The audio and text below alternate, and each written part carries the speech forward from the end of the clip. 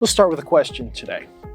If you're a follower, Jesus person, disciple, Christian, whatever you want to call it, what happens to your body when you die? And I don't mean scientifically, as in, well, you start decomposing. No, I mean, what happens to your body when you die, right? Because if we're, many of us have been steeped in the whole American, I say American because that's the only, part I'm familiar with, this idea of when we die, we go to heaven. People say, oh, well, they're in a better place, or, and this world isn't my home, I'm just a passing through, as one song says. But the question is, what happens to your body?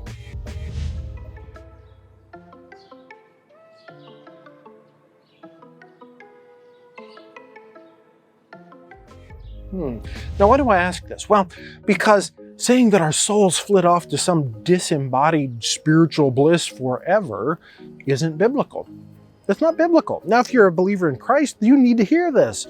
You need to wrestle with this, because we have this idea of, going to heaven, everybody in heaven. And, while that partly may be true, which would take a lot longer video than this, what the idea here is, everyone, I challenge you to find in the New Testament where it says your soul flits to heaven, forever.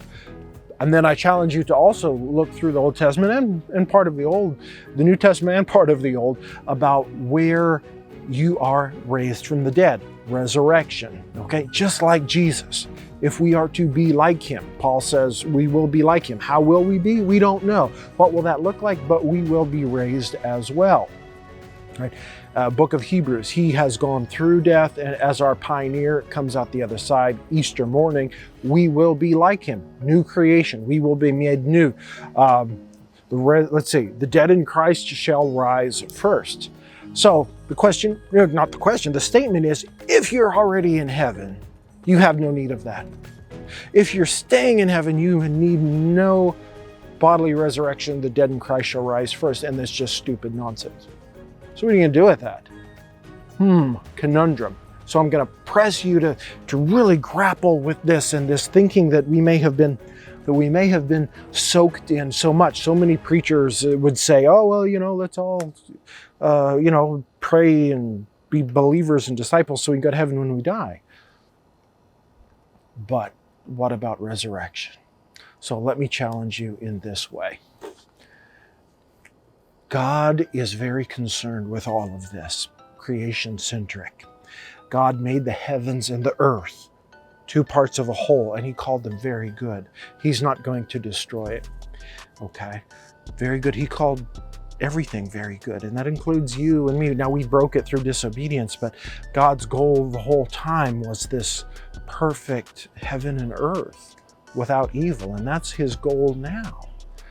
And so Jesus began that defeat of sin, death, and evil on the cross, and it will be completed upon his return, when all will be made new. We hear in the book of Revelation, book of 2 Peter, the new heavens and the new earth.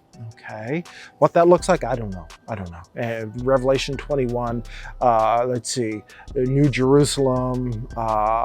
New Jerusalem comes down, God's places with his people, that sort of thing. What that looks like, I don't know.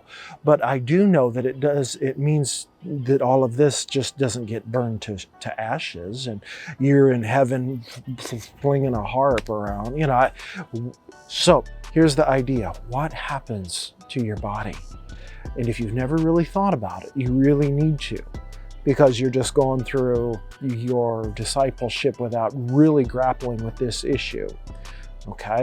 If the dead in Christ rise and meet him in the air, as Paul says, either Paul doesn't know what he's talking about and you do, or we have to think of something else here.